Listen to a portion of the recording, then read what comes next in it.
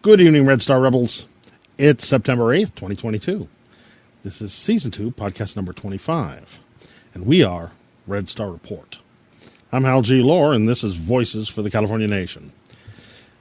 The Queen of England, Elizabeth II, passed away last night at Balmoral Castle, and that has absolutely nothing to do with the California independence movement.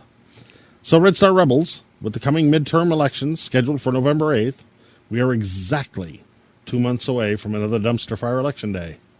The midterm elections is the preliminary bout to the 2024 presidentials, begging the question, how much fascism can U.S. democracy stand up to before it's sucker punched into technical and constitutional knockout? Nobody is sure. But if all the pundits are to be believed, the smart money is not on the reigning champ to keep the title. So place your bets and know that Red Star Report will be bringing you Voices for the California Nation with the true California independence movement perspectives. Because from that California independence movement perspective, there's a lot going on. Here in the West, this week, we are burning up.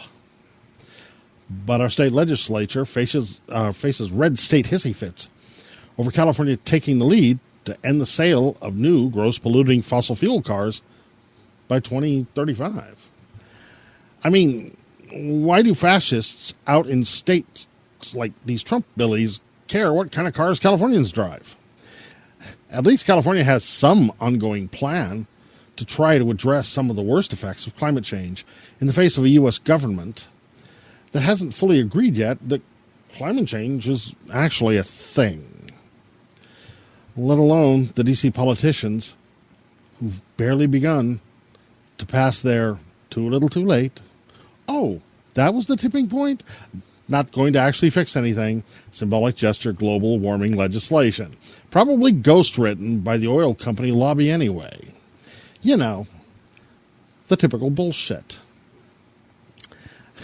The least we can do without actually doing something that might inconvenience the oil company masters and their U.S. government subsidies and entitled profit margins. You know who I'm talking about. The comedic shit show where Washington politicians fail to get anything done year after year, but left, right, and center scream about California legislative overreach. All this made legit by the Supreme Court's pre-wordsmithed legal findings designed to protect the American fossil fuel industry and cancel the will of the California people to live on a planet that can actually support human life. How dare we? Meanwhile, here in the world, 3,000 miles away from the Washington, D.C. bubble, Californians are facing wildfires, drought, and now record-breaking heat waves up and down our California Republic again. Conditions that scientists warned us about in predictions they made and were seen dismissed by a USA hopelessly addicted to fossil fuel profits going back 50 years. But hey, Californians, according to the U.S. media at least, these midterm elections can just fix everything, right? All we have to do is continue voting blue no matter who, for the same rich people, same elitist political parties who haven't been able to get anything real done on climate change since Jimmy Carter first put solar panels on the White House. But don't fucking worry. They promise this time around, if elected, they'll actually get it done. What a relief. Red Star Rebels, don't forget to vote. But please also remember, spread the word that an independent California can do better. Because really, you can easily make the argument it certainly couldn't do any fucking worse. This is Voices for the California Nation.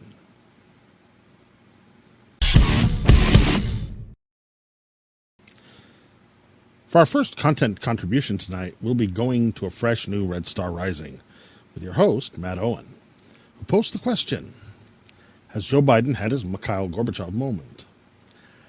That moment where a global leader realizes his government as an institution is in serious trouble. Just to give you some background, here's one of Joe Biden's latest speeches, edited to conclusion, with the problems highlighted for clarity, and without the predictable, America is the greatest country in the world, and we can win if we all just come together style positive qualifying statements. Give it a listen. Then, give Matt a listen for his historical take on it. Judge for yourself. Agree or disagree. We still think from a California independence movement point of view, you will find it thought-provoking. Enjoy.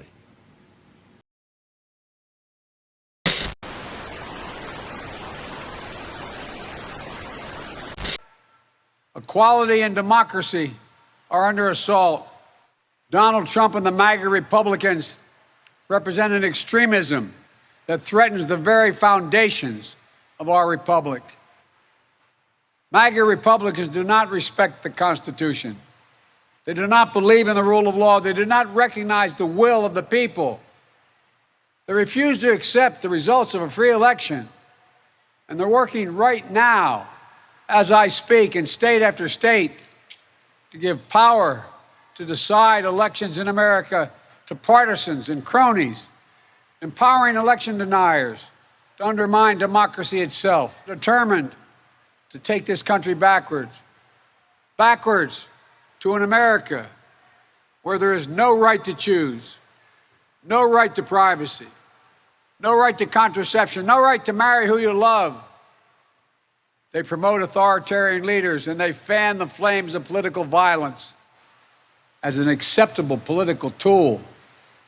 There are public figures today, yesterday, and the day before predicting and all but calling for mass violence and rioting in the streets.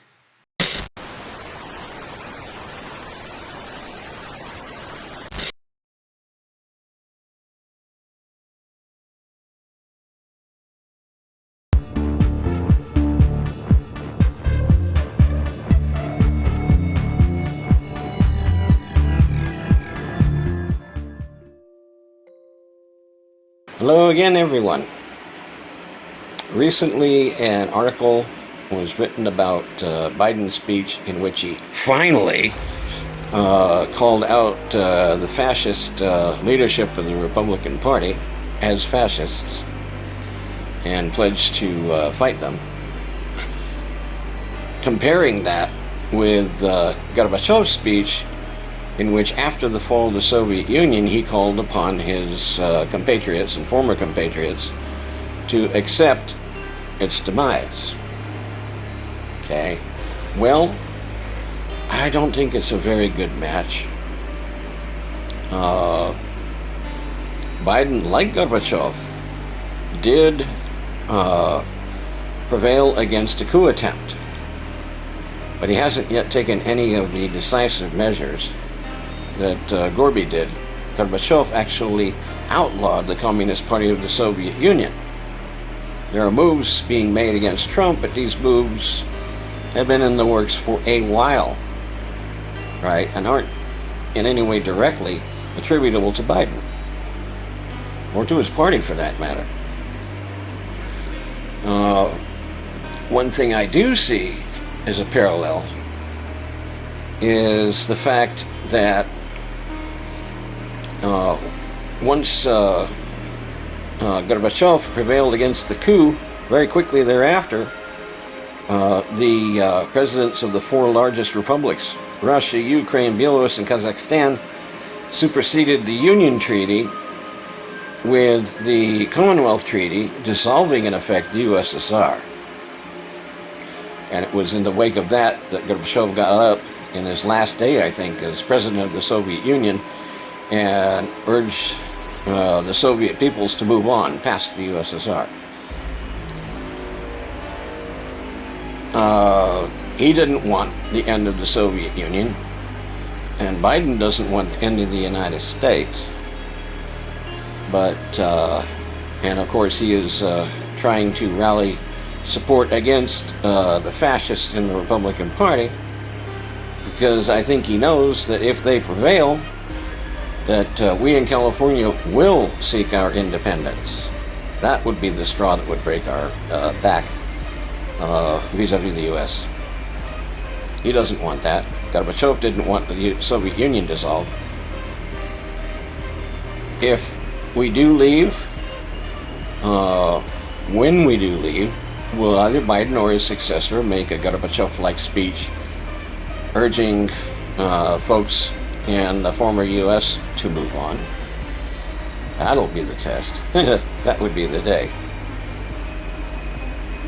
But meanwhile, one thing is certain. California's independence movement has allies around the world in other such independence movements in Scotland, in Wales, in Catalonia, in the Basque Country, in Palestine, in Cascadia.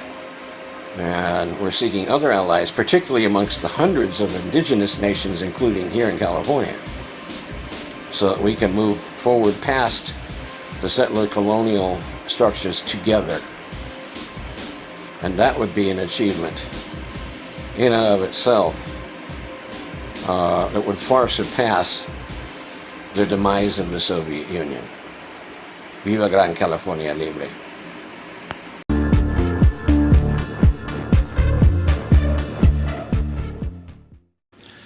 All right. Next up, it's time for Activism in Action with Shankar Singham, reporting on the homeless versus the LA City Council. A perspective on a California independence movement future and the overall activist community stance on homeless criminalization. And that starts now.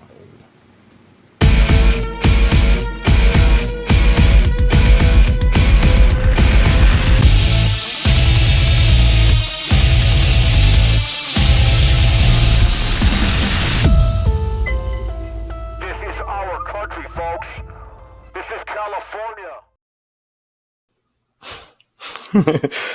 Welcome to another episode of Activism in Action. I'm Shankar. Let's get right into it. This week, or actually last week, LA City Council had a session to vote to make homelessness criminal. So that, of course, was met by an onslaught of protesters. A lot of people from the activist community were out there. People that I knew were protesting it. They were yelling, fighting, screaming. And so if there's protesters, there's going to be cops. And of course, so you had inside City Hall was lined with police in riot gear as the council voted on criminalizing homelessness. Now, of course, I support my friends out there in what they're doing, but I think here's a rift in the belief system. Yeah, on the surface, it sounds bad that you're criminalizing homeless people, but you have to take a step back and look at the picture at what's really happening here. So if you think that the state is going to be arresting homeless people and locking them up and throwing away the key, and that's the solution to homelessness, what brings you to that conclusion? Because that's not what's been happening. For that to happen, they'd have to build a massive amount of camps or jails, some sort of infrastructure to hold all these people in prison, right? But that they haven't been building prisons and jails like that. What they have been doing, though, and what this governor's been doing and what the state's been doing for the past year is spending that $100 billion, and some of it has been going to homelessness. Now, it's not a lot of it. They need, according to a study by Bay Area Research, Bay Area Research states that, based off of those studies, about $70 billion is what's needed to alleviate the homeless problem here in California, and they are spending nowhere near that. The governor's spending about $2 billion. It's a valiant effort, of course, but look at the services that they've started up. I mean, they've built houses, they've had rehab clinics, rehabilitation centers, job placement centers. I mean, all of these new services have come on board, and nobody is taking advantage, meaning the homeless are staying on the streets. Let's look at some of what what the services that have been in place since last year, and how much money exactly the governor's been spending. So, article from Cal Matters, dated January 11th, 2022. Okay. In his January budget proposal to the state legislature, Governor Gavin Newsom gave a clear message. California needs to move people off of the streets. I don't want to see any more people die in the streets and call that compassion, Newsom said Monday, detailing his $286 billion blueprint. There is nothing compassionate about someone dying in the streets or stepping over someone on the streets or sidewalks. Newsom proposed a $2 billion to address California homelessness, including $1.5 billion to buy and set up tiny homes and other temporary shelter options, which tend to fall short of the need, and which he conceded would only be a bridge to permanent housing with services, right? So what's happening here? You can't criminalize homelessness without there being some sort of correction to justify that punishment. Meaning, so if I get a speeding ticket, I go to court and I pay the fine, meaning now I have corrected that my wrong that I did, and by paying a fine or going to driving school, right? If you just criminalize homelessness, all you're doing is locking them up and leaving them there, or you're releasing them to the public only to be homeless again and doing nothing to alleviate it. So if you look at it in the ways of how the state's looking at it, they're trying to force the system to correct the problem. Okay, so what they're doing is arresting these folks and then enrolling them into all of these programs. The goal is to have 0 homeless families in 5 years. That's California's goal. That's Newsom's goal. Now, he set up and built the most houses, over 10,000 homes for the homeless. That's on record, the largest amount of homes for the homeless built anywhere in the United States, probably anywhere in the world, really, man, to say that. The governor projected that the money would mean another 11,000 beds for people experiencing homelessness on top of the 44,000 that will be created with last year's budget. All right, so he's spending on making 55,000 beds. That's a damn good start. You have about 128,000 homeless people, okay, in California. So that is a plan. I believe he's criminalizing it in the sense that it's a tactic to divert and to hone these people and to direct them towards the services to get them off of the streets. Again, you have to look at the big picture. Yes, it sounds bad criminalizing homelessness, but they don't have the facility or the wherewithal to even hold that many people in some sort of a facility. So believe me, they're trying to guide these people into the facility to get them off the street. So I say give LA City Council a chance. At least LA is the first county to implement such a thing, to force the homeless problem. At least they're doing something about it, which is more than what any other state or any other country is doing about it. And even, so to speak, the Cecil Hotel in downtown Los Angeles. I'm very familiar with the Cecil Hotel. I've done many reports on it. The entire hotel is now a homeless facility, meaning all the rooms in that hotel are for the homeless. Now, that hotel was built in the 1920s. It's very old. It's got up-to-date plumbing, up-to-date electricity, but you can tell by the architecture and by each room, it is built in the 1920s, and that place is perfect for someone to get back on their feet. It's an address for them to use. They'll have services down in the lobby for them to utilize. I'm sure it's going to be a model facility for other states and other countries to follow as far as getting rid of the homeless, or getting rid of the homeless problem in their states. So, folks, that's where I'm standing at. That's my opinion. I support all of your efforts to combat this what seems like to be an unjust law. But right now, I'm willing to just take a step back and take a look and give them a chance and see what happens here. Let's see what happens in 5 years if there's no more homelessness. Okay. California independence. That's all I got. Back to you, Hal.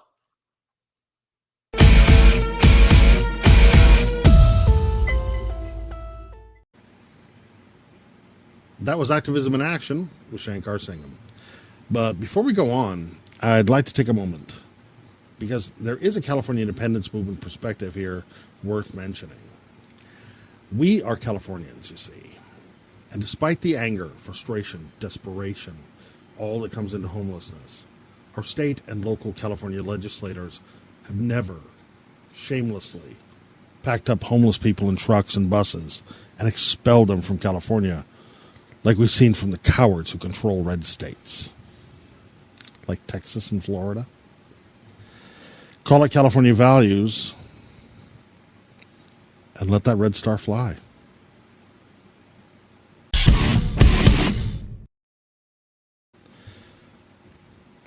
For Season 2, episode number 25's final segment, I'd like to welcome Darren Brown in his Red Star Report debut. Tonight, Darren takes us to the Straight Pride March and counter-protest in Modesto, California, an event that shows the California values may even be more universal than you and I thought. Let's go there now.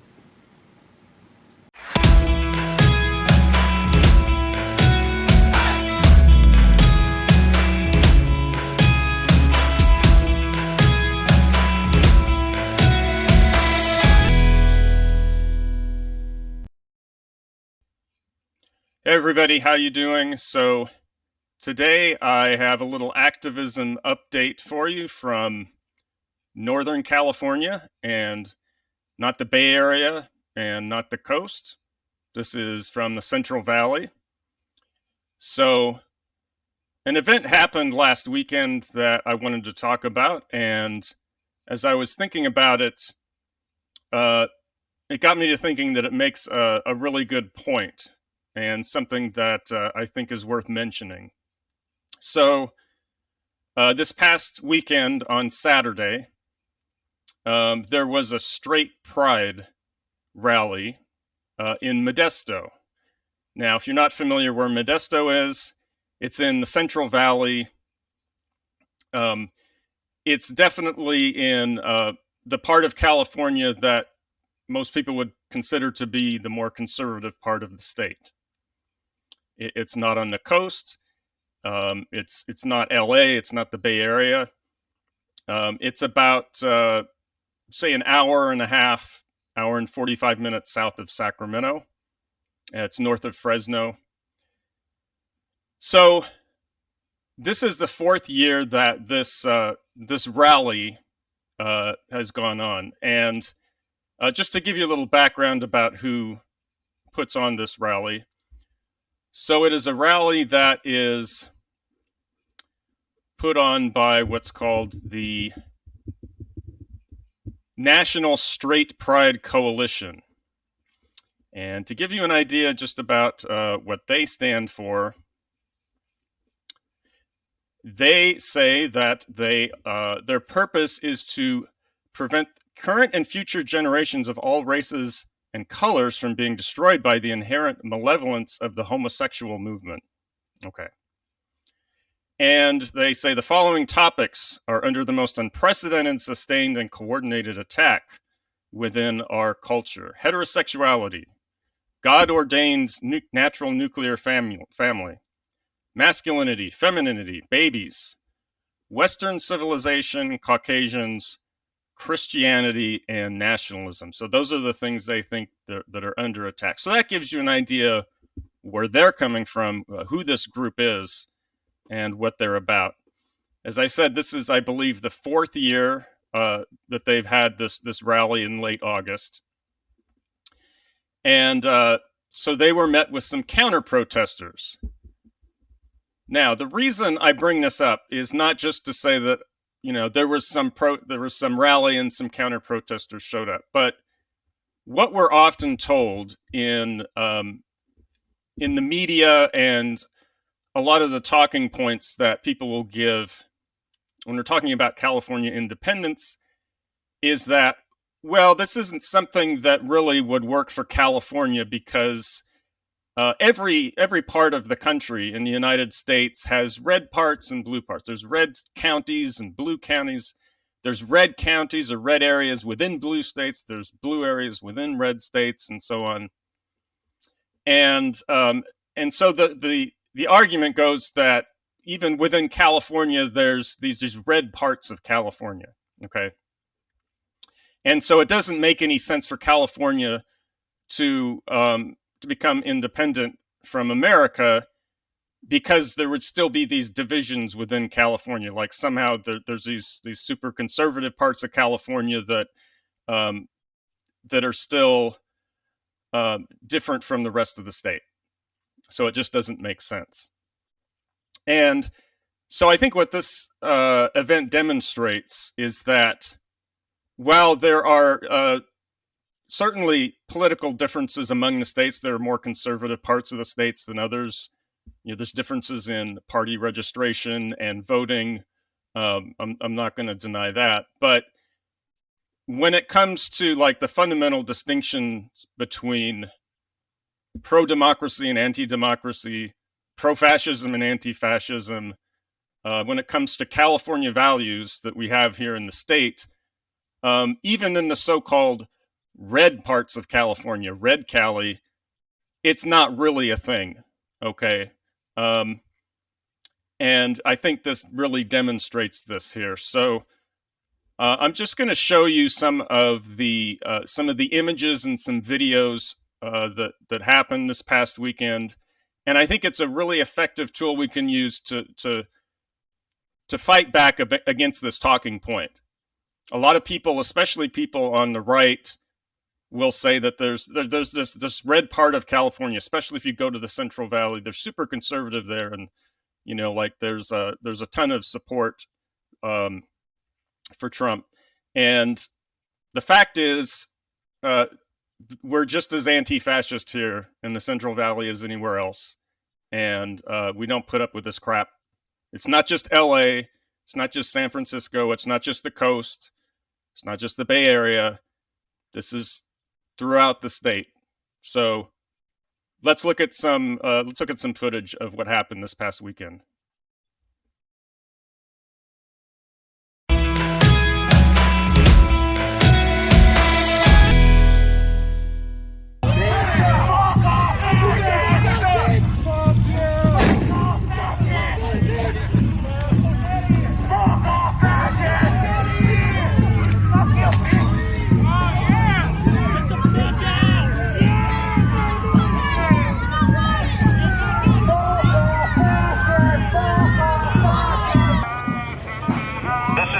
Of the Modesto Police Department, I hereby declare this an unlawful assembly. And in the name of the people of the state of California, I command all those present assembled at this location in front of Planned Parenthood to immediately disperse. If you do not do so, you will be arrested. Go south from here. Everyone in front of Planned Parenthood, go south from here. You have 5 minutes. 5 minutes.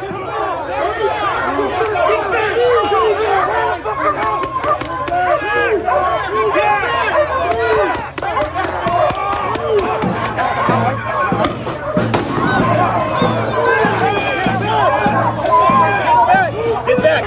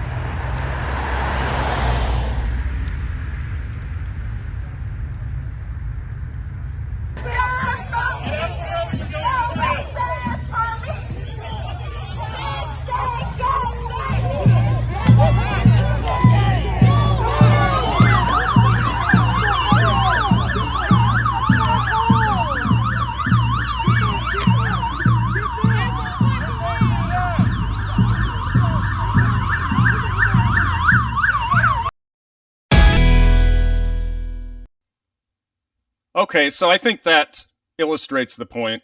I think that makes things clear. When it comes to pro-democracy versus anti-democracy when it comes to pro-fascism versus anti-fascism. There really is no contest anywhere in the state. Doesn't matter whether you're in the so-called blue parts of the state or the so-called red or conservative parts of the state. We are just as anti-fascist here in the Central Valley as anywhere else in the state.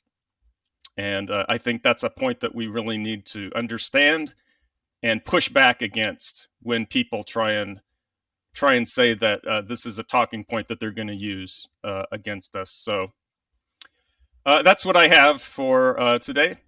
So back to you, Hal.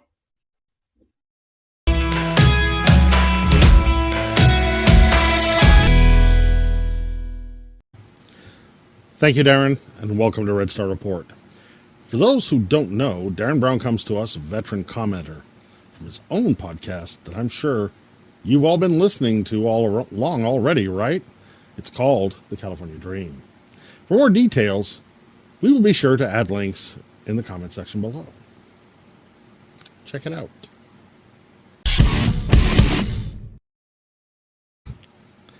Well, that's it for this Red Star Report.